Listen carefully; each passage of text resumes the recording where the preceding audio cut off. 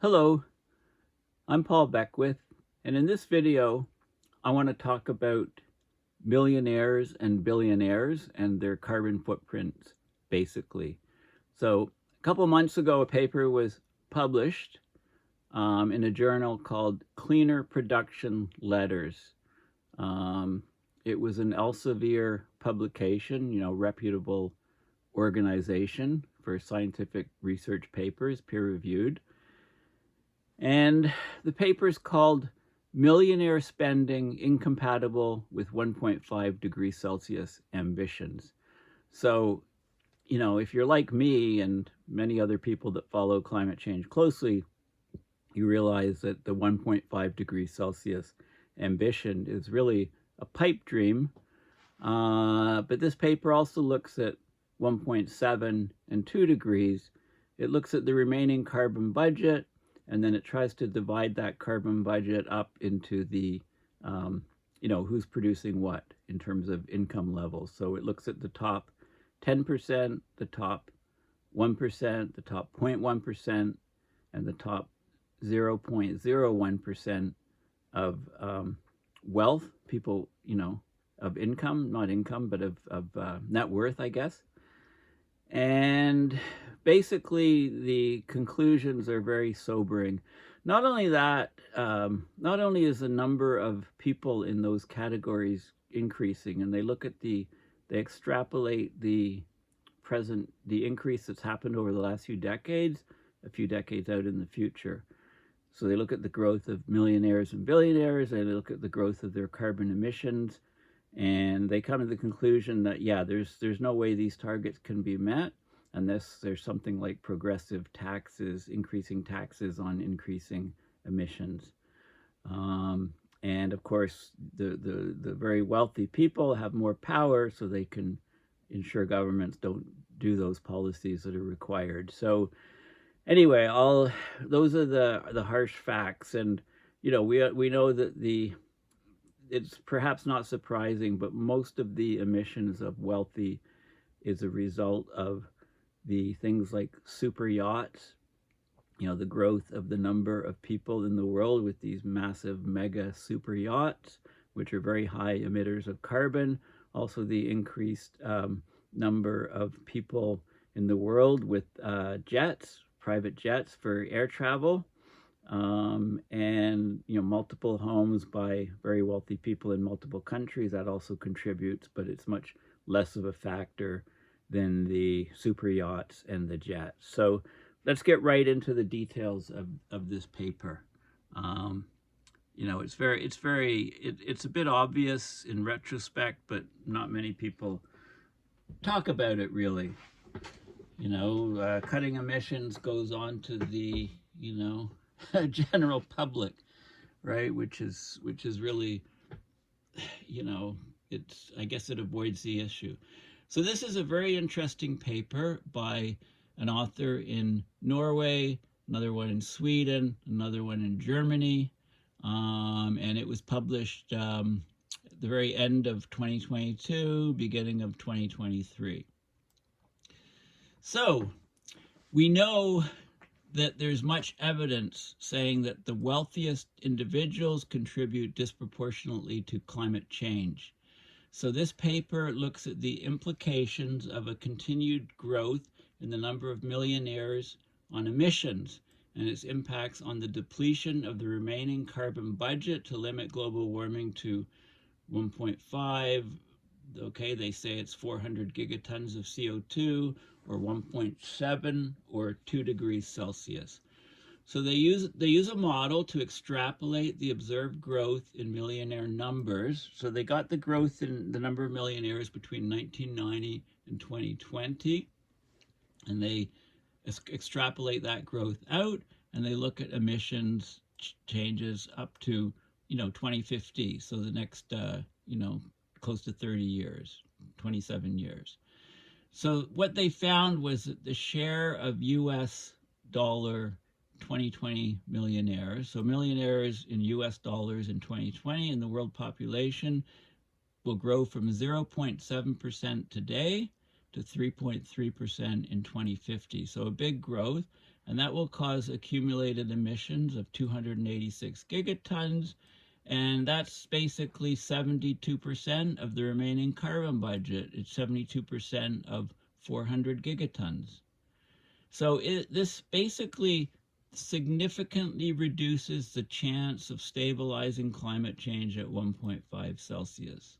Well, no surprise there, but even 1.7 and 2 are in jeopardy. We cannot achieve those unless we rein in the very wealthy people in this world. Continued growth in emissions at the top makes a low carbon transition less likely, as the acceleration of energy consumption by the wealthiest is likely beyond the system's capacity to decarbonize. To this end, we question whether policy designs such as progressive taxes targeting the high emitters will be sufficient. Okay, so this is a very important paper,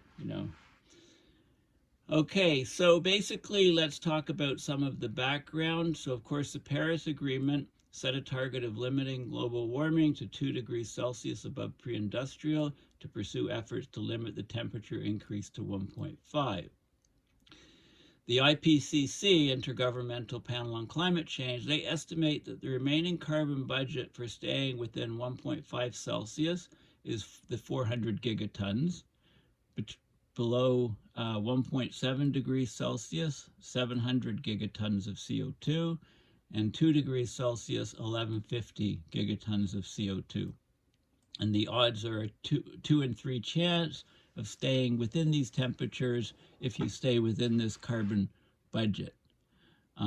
At current emissions, the threshold for 1.5 will be crossed in the early 2030s. So, it's about 7 years or so. I mean, you just take the yearly emission rate, gigatons of CO2, how long does it take to blow through that budget? About a decade or so, less than a decade. Okay, as the remaining carbon budget is depleted at a rate of about 40 gigatons per year. Okay, so 40 gigatons a year, 10 years to get 400 gigatons. In 2022, this included 36.6 gigatons of CO2 from fossil fuels, but then there's other things that you need to add in, land use changes, et cetera, et cetera. Considering other greenhouse gases as well as non-CO2 forcing, so the additional, i.e. the additional warming caused by aviation at flight altitude, means that carbon budgets to 1.5 are depleted earlier than CO2 data alone suggests. The wealthy make a disproportionate contribution to the greenhouse gas emissions from the combustion of fossil fuels, as the income, asset ownership, and emissions are closely related. The wealthy thus have a significant influence on remaining carbon budget. So by 2030, in this paper here, there'll be 1.13 billion high emitters, which is about 14% of the world population, and they'll be responsible for 10.8 gigatons of CO2 per year. In a comparison of the top and bottom emitters, the top 10% emitters in the world accounted for 45% of global CO2 equivalent emissions. That's the top 10%. The bottom 50% for only 13% of CO2 equivalent emissions. High emitters live in all countries but are concentrated in the USA with 3.16 million high emitters, and they emit an average of 318 tons of CO2 equivalent per person. Okay, so that's the US. Luxembourg is next.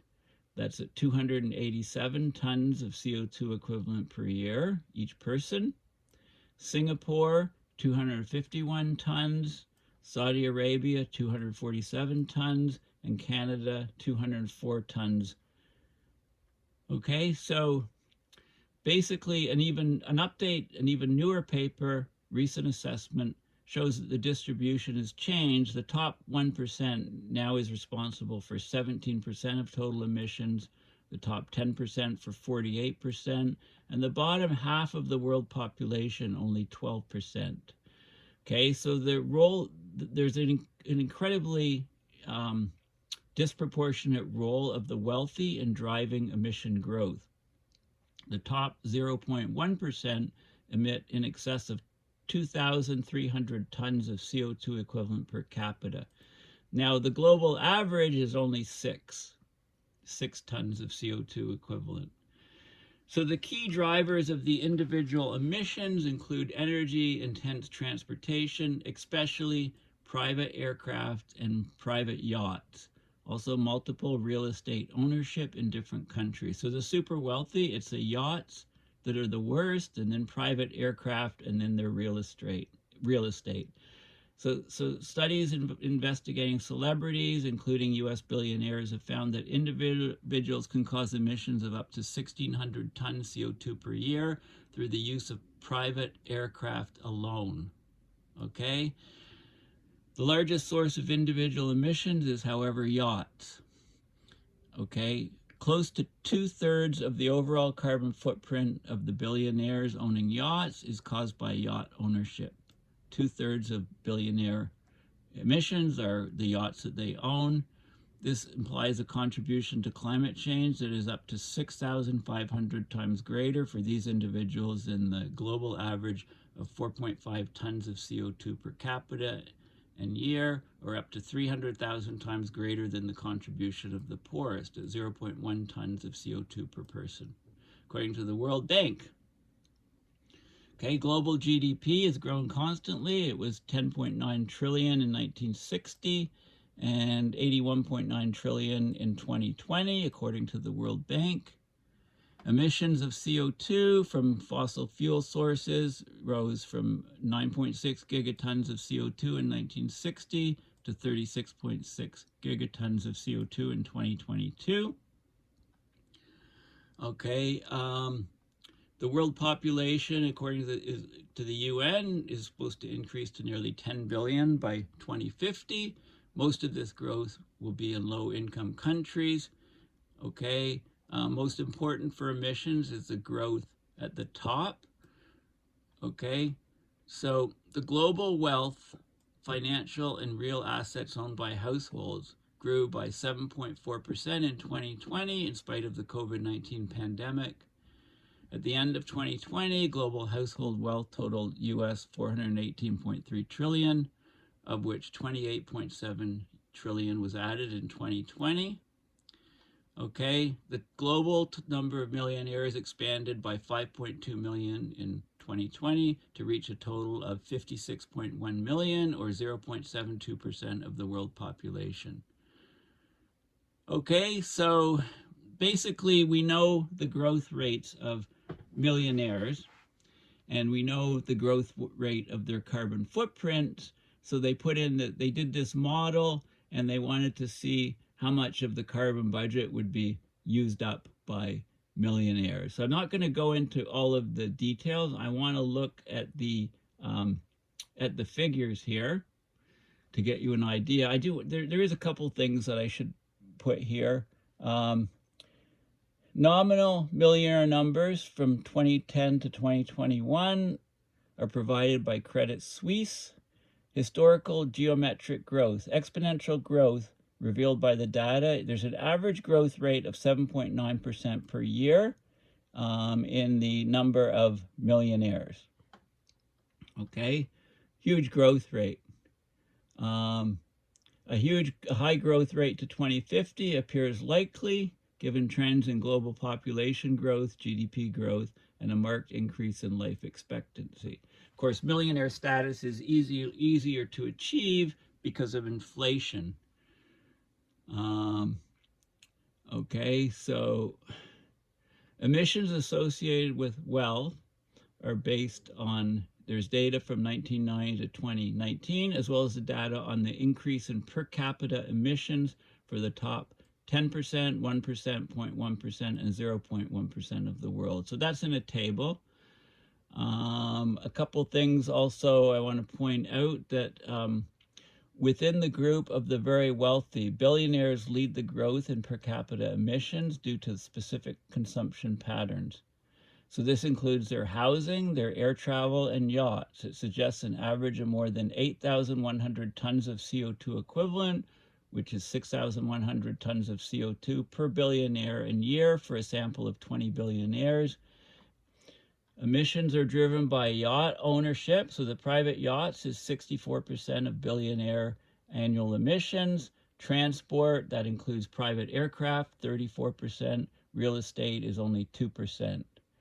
There's continued growth. Like they look at the super yachts. There were, for example, there were 5,245 super yachts with lengths of 30 to 180 meters in 2021. That was a five-fold increase from 1,090 yachts, super yachts in 1990. Also, wealth accumulation causes private air transport at growth rates higher than for commercial aviation. Okay, so here's GDP per capita. And it's millionaires versus GDP per capita. So this is millionaires as a percentage of the population along here. And you can see GDP per capita for these millionaires. And, it follows this sort of curve, and it's divided up. The dots represent, the different colored dots represent different regions. So we can see this number going up as high as 15% millionaires per capita, but it's mostly under 10. The 5 is more of a normal number, and you can see that the GDP per capita is increasing. Now this table is very important. This shows the top 10%, 1%, 0.1%, and 0.01% from 1990.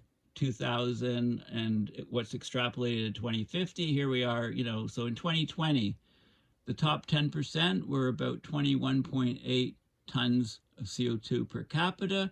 The top 1%, over 3 or almost 4 times that, 76.4 tons of CO2 per capita.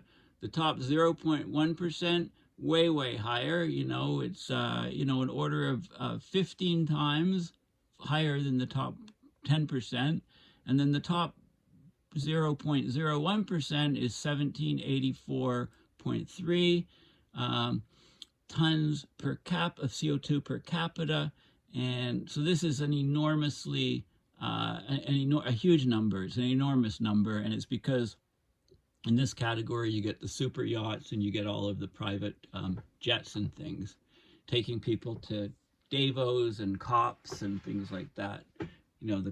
The conferences, and look how it's projected to grow. It's projected to almost double by 2050. The amount of emissions per ton of CO2 per capita for the billionaires. And here is a graph showing the global emission inequality in 2019. So this is the 0.01%, the 1%, 10%, the 0.11 and 10%. And this is the CO2 per capita, and it follows nicely a line on a log scale. Okay, so you can see, the very wealthy are producing way more emissions than the rest of the people in the world. Okay, so they do statistics and fits and get formulas for things, and then, to calculate the remaining yearly CO2 budget between 2022 and 2050, they solve this equation. This is equal to 400 gigatons of CO2, the remaining carbon in the budget, to hit 1.5. And you solve for 35 gigatons of CO2 per year. You need a decline of 7.96% per year in order to stay within this. Well, it's not happening, and this is from 2022. Okay, so U.S. millionaire numbers will grow by an order of magnitude between 2020, that's 51.9 million people, and 2050, 511.5 million. That's a factor of 10 increase. Okay, and so the emissions of these, in this estimate, the US dollar the millionaires making $1 million US in 2020, reference to that will deplete 72% of the 1.5 Celsius carbon budget, or 25% of the 2 degrees Celsius budget, which is 1150 gigatons of CO2. This is all with 2/3 of a chance over the next 30 years. Okay, so basically the very, very wealthy. Oh, and then this is, okay, so let's have a look at some more of the figures here. So this is gigatons of CO2. This is the growth.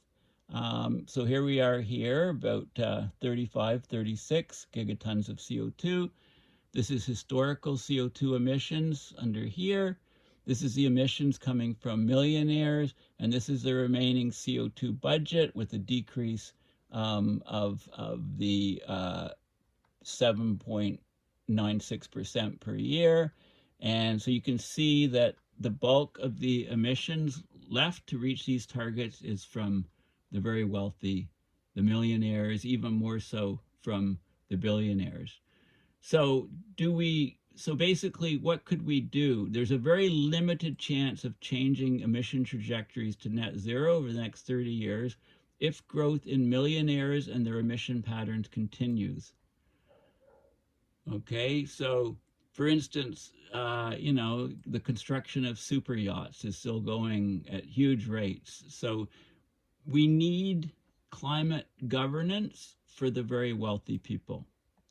Okay, a specific question concerns legislation forcing the wealthy to adopt zero carbon technology. That would require significant amounts of renewable energy for fuel production. Okay, they give the example of becoming independent from Russia exports on coal, oil, and gas, and to reduce emissions of greenhouse gases. Germany, Belgium, the Netherlands, and Denmark have pledged to increase investments in offshore wind power. So they have ambitious plans to produce half of Europe's electricity from wind by mid-century. Installed capacity would have to grow from 178.7 gigawatts in 2020 to 1,300 gigawatts in 2050. Okay, so there's also, of course, air traffic. So 1% of the world's population is responsible for 50% of emissions from commercial air transport, most associated with premium or first-class air travel of affluent frequent flyers. So the question is it feasible to produce the sustainable aviation fuels required by this small share of humanity, equivalent to about 150 megatons of fuel per year, and whether the energy hunger at the top means that command and control policies are required to ban energy-intense premium class and private flights. So do we need to ban first-class travel? Do we need to ban all private air travel, private jets, right? So that the rest of the world can have some travel. Okay, so basically the conclusions of this paper. This is a very important paper. It's open source. Make sure you Google the title and, read this paper. This is what we're up against. Okay, so there's a considerable body of literature on the unequal distribution of emissions between individuals. There's a strong relationship between wealth and emissions. Right, the highlighted differences in individual direct per capita emissions with a potential range of 5 orders of magnitude. Okay, in Central Africa, the average person is producing less than 0.1 tons of CO2 per year. Very wealthy billionaires are producing up to 10,000 tons of CO2 per year. Okay, take the ratio of 10,000 to 0.1 and you get 100,000 people. So 1 billionaire is producing what 100,000 people in Central Africa are producing. How is that for a completely non-equitable world? Okay, basically the worst thing for the billionaires is yacht ownership, followed by air travel. And those two things generate very high per capita emissions. Okay, so we've got to get rid of, we have to do something. I mean, this is absurd. This is really absurd how these two things, 10,000 tons per year. So the consumption at the top is responsible for a large share of overall emissions, and the growth in overall emissions is driven from the top. Okay. So this study looked at all of these things in terms of the remaining carbon budget in a dynamic model of the emissions caused by the wealthy, the growth of the wealthy over time, etc., from 2020 to 2050. And it's estimated that 0.7% of the world population in 2020, or 51.9 million individuals defined as millionaires with US $1 million in 2020, that will increase to 3.3% of the world population by 2050. This group will emit 14.3 gigatons of CO2 annually by mid-century, or cumulatively 286 gigatons of CO2 over the next 30 years. That'll deplete 72% of the remaining carbon budget, even for 1.5, which we know we can't reach anyway. Okay, so when we talk about global policy choices, we need to target the high emitters in order to, the high emitters, their emissions need to be cut down. There's no two ways about it. Even for 1.7 or 2 degrees Celsius, let alone 1.5. Right? So here's millionaire numbers, nominal by region. 1990 is the blue, dark blue, lighter blue to 2020 now, and projected to 2050. So growth of millionaires across many different places. Okay, some wealthy individuals reportedly invest in technology to reduce their carbon footprint, like Bill Gates' How to Avoid a Climate Disaster, or they invest in ways to reduce emissions. And some say that private aviation, if forced to use sustainable aviation fuels, will stimulate innovation. But it's really unclear whether the continuously growing energy demand driven by the wealthy can be produced sustainably. Okay, so it's unavoidable we need to have policies limiting the high emitters. Okay, those are unavoidable. And for example, progressive taxes on emissions. These are hampered by 3 barriers. Consecutive barriers. The first barrier is the very realization among policymakers that the wealthy have to be limited in their energy use and guided in their investment decisions. In most countries, wealth accumulation continues to be seen as desirable and beneficial for overall economic growth. Okay, well, it's a disaster for emissions. Policymakers need to recognize that and take action. The second barrier is represented by increasingly polarized political environments in which mitigation policies may not be proposed, let alone be implemented. And of course, the very wealthy have a disproportionate say in captivating politicians. In many countries that have earlier presented themselves as climate change champions, a reversal of earlier policies is ongoing, like in Sweden. And even where climate governance has made progress, it's not clear whether this legislation will be lasting, like in the USA. What happens if a Republican government gets in? A third barrier are policy designs that reliably reduce emissions at the top. Discussions of the wealthiest as contributing to particularly high emissions have featured prominently in the global media, but there's less evidence of politicians taking up the issue in systematic ways and going beyond market-based measures such as comparatively small increases in carbon taxes. Addressing the very wealthy will consequently be a complex undertaking. Okay, so there you have it, basically. Okay, there's a huge, we have a huge problem here, and it's not going away by itself. And governments are very reluctant to do anything about it. So I'm just going to summarize again. Okay, the wealthiest people in the world are contributing disproportionately to climate change. There's a continued growth in the number of millionaires for emissions, and Billionaires, and the depletion of the remaining carbon budget to limit global warming to 1.5.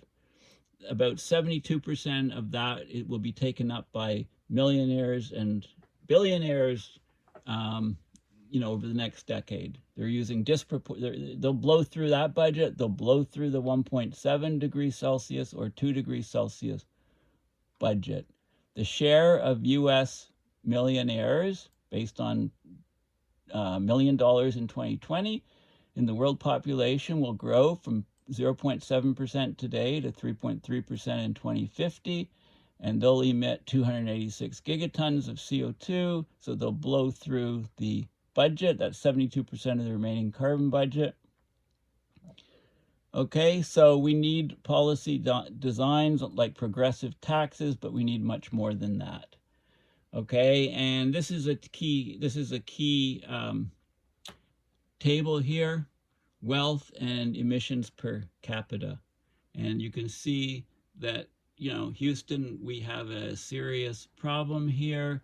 These carbon budgets and things are being blown apart by millionaires and billionaires. And with the billionaires, 2/3 of their emissions are from the super yachts, and about a third, close to a third of their emissions are from private travel in private aircraft, private jet aircraft.